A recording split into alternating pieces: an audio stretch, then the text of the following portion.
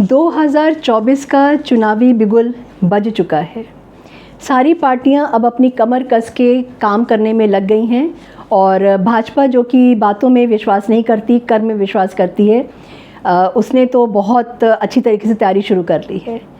लेकिन what about Congress party and what about Yuvraj of Congress party? नमस्कार, राम राम। मैं नंदिता जी मिश्रा, मेरे YouTube channel ins and outs with Nandita ji Mishra पर आप सभी का बहुत बहुत स्वागत करती हूँ। आज थोड़ी सी बातें राहुल गांधी के बारे में करने का मेरा मन हुआ, तो मैंने सोचा कि मैं उनका कुछ लाइटर साइड और कुछ उनका हेवियर साइड वो दोनों लेकर आपके सामने आऊँगी और कांग्रेस का भी लेकर के आऊँगी कि कांग्रेस ने क्या किया है और लोगों को चीज़ें भूलनी नहीं चाहिए जो उन्होंने किया। उससे पहले राहुल गांधी आजकल अपने एक पिकनिक पर हैं, वेकेशन पर हैं, क्योंकि वो फुल टाइम राजनेता नहीं हैं, वो पार्ट टाइम राजनेता हैं और पॉलिटिक्स उनको पसंद नहीं आती है। वो बहुत जल्दी थक जाते हैं, बोर हो जाते हैं, तो उनको थोड़ा सा बाहर जाने का मन करता है। तो कभी तो वो फॉरेन कंट्री निकल जाते हैं और कभी अपनी ही कंट्री में निकल जाते हैं और अब की बार वो निकले हैं लेह लद्दाख की तरफ पे। उससे पहले राहुल गांधी ने अपने बहुत सारे फेसेस दिखाए और हमको ये बताया कि वो क्या क्या कर सकते हैं।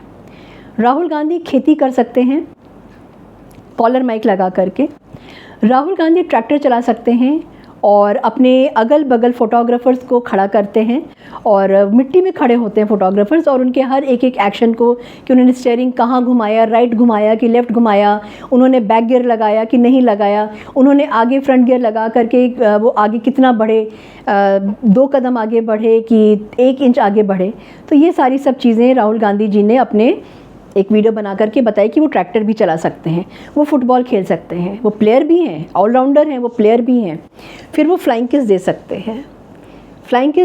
हैं, आंख मार सकते हैं, गले पड़ सकते हैं, लग नहीं सकते, गले पड़ सकते हैं पार्लियामेंट में। फिर वो पुशअप्स कर सकते हैं, हेल्थ फ्रीक है भाई, बिल्कुल कर सकते हैं। उसके बाद वो सॉल्ट एंड पेपर वाली दाढ़ी बढ़ा सकते हैं अपने को थोड़ा सा सीरियस दिखाने के लिए, ये दिखाने के लिए कि वो वयस्क हैं, वो एडल्ट हैं, वो बच्चे नहीं हैं जैसा लोग उनके बारे में कहते हैं, वो नहीं है। तो उन्होंने दाढ़ी बढ़ा करके ये प्रूव करने की कोशिश की है। और लेटेस्ट जो उन्होंने अभी किया है वो किया है उन्होंने बाइक चला करके, और बाइक उन्होंने चलाई है लद्दाख की सड़कों पे और फ्री एडवर्टाइजमेंट उन्होंने किया है कि वहाँ की सड़कें जो हैं वो कितनी अच्छी हो गई हैं। जहाँ कोई जा नहीं सकता था वहाँ पे उन्होंने जूम जूम करके अपनी बाइक चलाई है और अपने साथ में अपने बहुत सारे जो उनके गैंग होगा या उनके जो फ्रेंड्स होते हैं उनके साथ जा कर के।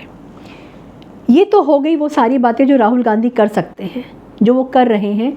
लेकिन उसके अलावा कुछ और बातें हैं जो मुझे लगता है कि मुझे बताना और याद दिलाना बहुत ज़रूरी है। ऐसा क्यों होता है कि चाइना जब भी उसकी पोल खुलती है या चाइना के बारे में जब भी कोई खुलासा होता है तो राहुल गांधी जो है उससे पहले लेटेस्ट आपको याद होगा कि अभी जो है न्यूज़ क्लिक का एक मामला आया था जिसमें कि 38 करोड़ जो है वो नेवल नाम के एक बिजनेसमैन के थ्रू जो है वो न्यूज़ क्लिक को दिए गए थे। चाइना के बारे में सबको पता है कि चाइना एंटी इंडिया एजेंडा चलाता है। एंटी इंडिया इंडिविजुअल या एंटी इंडिया कोई भी ग्रुप अगर होता है तो चाइना उसको सपोर्ट करता है, उसको फंड करता है। और लुटियन गैंग जो है जब उसको ये सब चीज़ें उसने देखी तो वो भी एक तरफ हो गया था, वो भी सपोर्ट में खड़ा हो गया था, राहुल गांधी के चाइना की सपोर्ट में खड़ा हो गया था कि चाइना ऐसा कुछ नहीं कर सकता है। और जब ऐसा होता है, जब पकड़ा जाता है चाइना को, जब पकड़ा जाता है या चाइना जब पकड़ में आता है तो राहुल गांधी का एक एजेंडा या एक जो उनका रिकॉर्ड है वो क्यों चालू हो जाता है कि हमारे ज़मीन पर, हमारे देश पर, हमारी ज़मीन पर चाइना ने कब्ज़ा कर लिया है।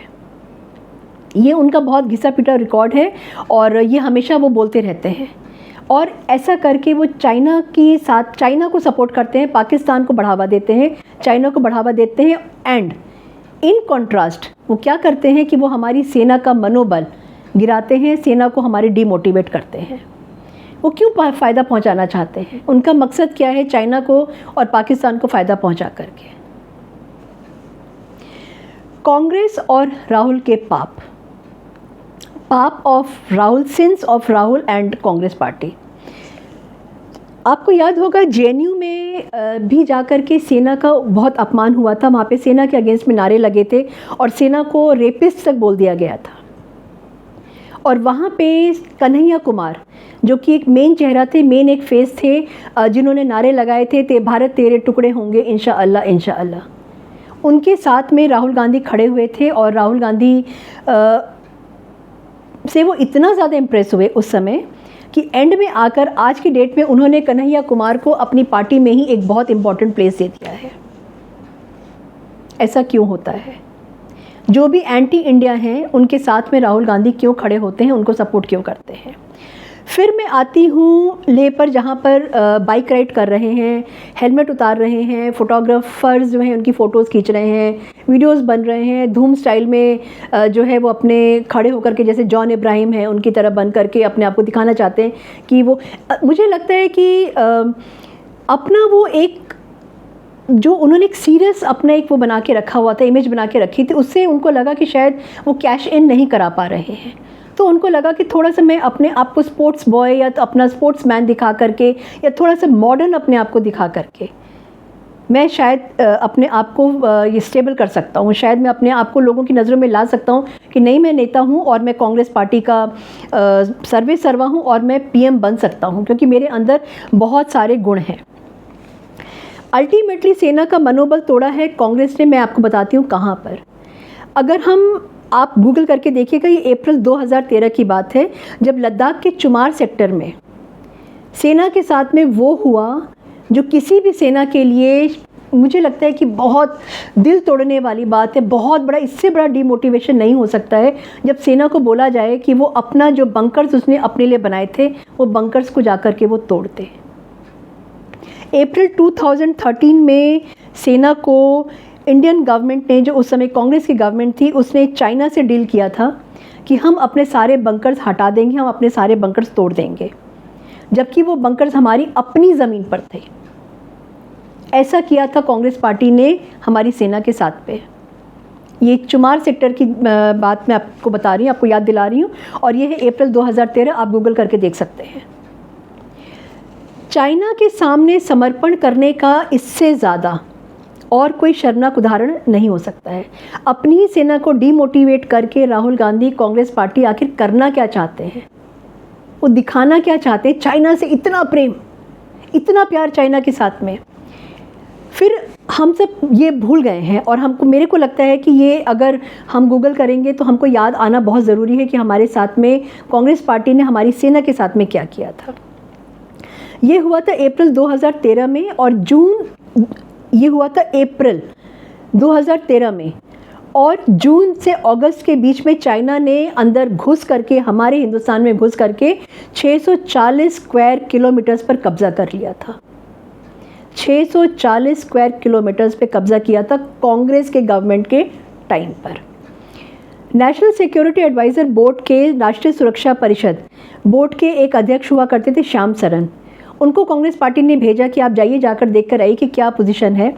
उस समय वो फॉरेन सेक्रेटरी की पोस्ट पर थे और पता करने के लिए वो गए और उन्होंने 2 तारीख से लेकर 9 तारीख, 2 अगस्त टू 9 अगस्त 2013 एक हफ्ते का उन्होंने दौरा किया। और लौट कर जब वो आए तो आकर उन्होंने पीएमओ को रिपोर्ट दिया कि चाइना ने हमारे 640 स्क्वायर किलोमीटर पर कब्ज़ा कर लिया है। न्यूज़पेपर में भी ये बात छपी थी, पूरे हिंदुस्तान में बात छपी थी, लेकिन साथ में जापान का न्यूज़पेपर है डिप्लोमेट, उसमें भी ये बात छपी थी। उन्होंने इसको हेडलाइन बना करके छापा था। क्यों? क्योंकि चाइना जापान का भी दुश्मन है और जापान चाइना की एक एक हरकत पर अपनी नज़र रखता है। ये सारा का सारा झूठ जो है राहुल गांधी गाहे बगाहे बोलते रहते हैं कि चाइना ने हमारी ज़मीन पर कब्ज़ा कर लिया है, लेकिन सरकार भी कांग्रेस की ही थी जब ये हुआ था। एडवाइजरी बोर्ड भी जो है वो कांग्रेस का ही था और उन्हीं की अध्यक्षता में, और उन्हीं के जो अध्यक्ष थे श्याम सरन जी, उन्होंने ही ये रिपोर्ट दिया था कि चाइना ने हमारे साथ में क्या किया है, चाइना ने हमारी ज़मीन पे कितना ज़मीन पे हमारी कब्ज़ा कर लिया है। चाइना की चरण वंदना, पैरीपोना चरण वंदना का ये आलम रहा है कि मनमोहन सिंह जी जब वो प्राइम मिनिस्टर थे पूरे 10 साल, वो एक बार अरुणाचल प्रदेश गए थे। और जब अरुणाचल प्रदेश वो गए तो चाइना को ये बात पसंद नहीं आई और चाइना ने अपना डिसप्लेजर दिखाया था और उन्होंने दिखाया कि उनको पसंद नहीं आया था ये चीज़। पूरे 10 साल आप अरुणाचल प्रदेश को छोड़ दीजिए, मनमोहन सिंह जी नॉर्थ ईस्ट नहीं गए। चाइना से इतना डर या चाइना से इतना प्रेम और इतनी चरण वंदना चाइना की करने के लिए। फिर मैं एक बात और याद दिलाना चाहूँगी, हिंदुस्तान का टॉय बाज़ार, खिलौना बाज़ार, जो कि पूरा का पूरा ठप हो गया था चाइना की वजह से। 2000 तक 2014 तक इंडिया में सब खत्म हो गया था, क्योंकि 70% हमारी जो खिलौना इंडस्ट्री थी उसके ऊपर चाइना का कब्ज़ा हो गया था। आपको याद होगा कि बहुत पहले लियो टॉयज़ करके आया करते थे और जिनका जो केमिकल जो यूज़ किया जाता था वो बहुत जहरीले केमिकल्स हुआ करते थे। 2009 में जो टॉयज़ मैन्युफैक्चरर्स थे उनका एक ग्रुप था, वो जाकर के मनमोहन सिंह से मिला और उन्होंने बताया कि चाइना ने हमारे पूरे इस पे कब्ज़ा कर लिया और हमारी इंडस्ट्री पूरी की पूरी बैठ गई है। मनमोहन सिंह जी ने चाइना के जो टॉयज़ थे वो बैन कर दिए थे जनवरी 2009 में। 2009 जनवरी में मनमोहन सिंह जी ने टॉय चाइना के जो बनते थे उनको बैन कर दिया था। चाइना ने धमकी दिया और इंडिया को बोला कि बहुत सीरियस कॉन्सिक्वेंसेस इसके हो सकते हैं और मनमोहन सिंह जी डर गए। जनवरी में उन्होंने बैन लगाया और अप्रैल में उन्होंने बैन हटा दिया। जनवरी के बाद में अप्रैल में, जनवरी के बाद में फरवरी, मार्च, अप्रैल, 3 महीने के अंदर उन्होंने वो बैन हटा दिया और उसका खामियाजा ये हुआ कि 100% चाइना के टॉयज़ ने हमारे मार्केट को कैप्चर कर लिया था और हमारी खिलौना इंडस्ट्री, हमारी जो टॉय इंडस्ट्री थी वो पूरी की पूरी ठप हो गई, पूरी की पूरी वो बैठ गई। यहाँ पे लोग कहते हैं कि मोदी सरकार ने चाइना से जो टॉयज़ आते थे उनको बंद क्यों नहीं किया, क्योंकि मोदी सरकार दलाली नहीं करना चाहते थे, वो दलाली नहीं करते हैं चाइना की। इसलिए उन्होंने क्या किया कि उन्होंने बंद नहीं किया, उन्होंने बैन नहीं किया, उन्होंने सीधे 200% एक्साइज ड्यूटी लगा दी, 200% एक्साइज ड्यूटी उन्होंने टॉयज़ पे लगा दी। और उसके बाद से क्या हुआ कि हमारी जो लोकल, हमारी जो नेशनल या हमारी जो अपनी कंट्री का जो टॉय मैन्युफैक्चरिंग थी वो बूम कर गया और चाइना धूम कर गया। माँ बेटे ने जो एक MOU साइन किया था उसके बारे में सबको पता है, लेकिन उसमें क्या लिखा था ये किसी को नहीं पता है, ये आज तक कभी किसी को नहीं बताया गया। और उसका कमाल था कि सेना को अपने ही हाथों से अपने ही बंकर तोड़ने पड़े थे। 640 स्क्वायर किलोमीटर हमारी ज़मीन पर चाइना ने कब्ज़ा कर लिया और इंडियन टॉय इंडस्ट्री हमारी ठप हो गई थी। ये उसी MOU जिसको साइन किया था राहुल गांधी ने और सोनिया गांधी पीछे खड़ी थी, ये उसी का कमाल था। क्या देखा हम लोगों ने, हमको क्या दिखाया गया, क्या किया और क्या हुआ, बहुत शर्मनाक था। मुझे कभी कभी समझ में नहीं आता है कि राहुल गांधी आखिर हमारी सेना को लेकर इतने कंफ्यूज क्यों हैं। मणिपुर के लिए वो बोलते हैं कि सेना को वहाँ पे भेज दो, आर्मी को 2 दिन के लिए भेज दो और सब कुछ वहाँ पे सेना ठीक कर लेगी, ठीक है। और जब जम्मू कश्मीर का क्वेश्चन उठाते हैं तो इल्ज़ाम लगाते हैं कि इल्ज़ाम वो ये लगाते हैं कि सेना जो है, उन्हीं की पार्टी के एक बहुत बड़े कद्दावर नेता हैं जिन्होंने हमारे जो चीफ थे उनको बोला था कि वो रेपिस्ट हैं, वो गली के गुंडे हैं और सेना जो है वो रेपिस्ट है, वो रेप करती है। मतलब मणिपुर में आप कुछ और कहते हैं, जम्मू कश्मीर में आप आकर कुछ और कहते हैं। और मुझे याद है कि एयरपोर्ट पर वो दहाड़े थे, राहुल गांधी जो हैं वो एयरपोर्ट पे दहाड़े थे कि सेना के जाते ही 370 की बात जब हुई थी तब उन्होंने कहा था कि सेना के जाते ही खून की नदियां बहेंगी। खून से इतना कांग्रेस को प्रेम क्यों है? हर बात पे खून बहेगा वो करते हैं। और सेना उनकी नज़रों में क्या है? खून की दलाली करती है। आर्मी चीफ जो है वो सड़क छाप, उनको गुंडे नज़र आते हैं कांग्रेस को। और फिर उसके बाद में उसके बाद में उनको मणिपुर में सेना चाहिए। राहुल गांधी जी, आप इतने कंफ्यूज क्यों हैं? आप डिसाइड कर लीजिए कि आप सेना के साथ में हैं या सेना के अगेंस्ट में हैं। सेना को आप इस्तेमाल भी करना चाहते हैं और सेना को अगेंस्ट में बोल करके आप सेना को डीमोटिवेट भी करना चाहते हैं। 1990 से लेके 2014 तक, अब मैं बात करना चाहूँगी राहुल गांधी और उनकी बहन के बारे में कि गुलमर्ग की मैं बात कर रही हूँ कि उन्होंने स्कूटर चलाया था। 2090 से लेकर 2014 तक वो क्यों नहीं गए थे? उन्होंने स्कूटर क्यों नहीं चलाया था गुलमर्ग में? इंडियन आर्मी और इंडियन गवर्नमेंट की वजह से आप दोनों भाई बहन ने कांग्रेस की जो पूरी अपनी टीम के साथ में, कांग्रेस पार्टी के लोगों के साथ में, आपने गुलमर्ग और लद्दाख दोनों में आपने बर्फ़ के गोले उठा कर खेले थे, आपने बाइक चलाया, आपने स्कूटर चलाया। 2014 से पहले क्यों नहीं? किसकी वजह से ये हो पाया है? हमारी इंडियन आर्मी और हमारी अपनी इस समय की सरकार जो है, मोदी गवर्नमेंट की वजह से। मैं आशा करती हूँ और आपको आशा बिल्कुल करती हूँ कि जो बातें मैंने बोली हैं वो बातें आप गूगल करके एक बार ज़रूर चेक करेंगे और आप ये फिर से जानना चाहेंगे, ज़रूर जानना चाहिए आपको ये बात कि कांग्रेस ने हमारे साथ में क्या क्या खिलवाड़ किया है, कहाँ का खिलवाड़ किया है, और आज भी वो खिलवाड़ करने के लिए तैयार हैं, क्योंकि हमारे एक सेकंड जो हमारे स्टार कैंपेनर हैं वो आ गए हैं।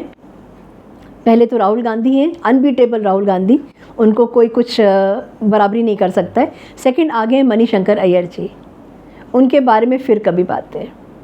आशा करती हूँ आपको मेरा ये वीडियो पसंद आया होगा और मुझे कमेंट सेक्शन में ज़रूर बताइएगा आपको मेरा वीडियो कैसा लगा, और गूगल जाके आप चेक ज़रूर करिएगा जो भी बातें मैंने बताई हैं। Thank you so much. मेरे चैनल को लाइक करिए, सब्सक्राइब करिए, शेयर करिए। नोटिफिकेशन का जो बेल होती है टिंग टोंग, उसको आप ज़रूर प्रेस कर दीजिए ताकि मेरे वीडियोस जब भी आपके पास में आए तो आपको तुरंत पता लग जाए और आप उसको देख लें। धन्यवाद। Thank you so much. जय हिंद, जय भारत।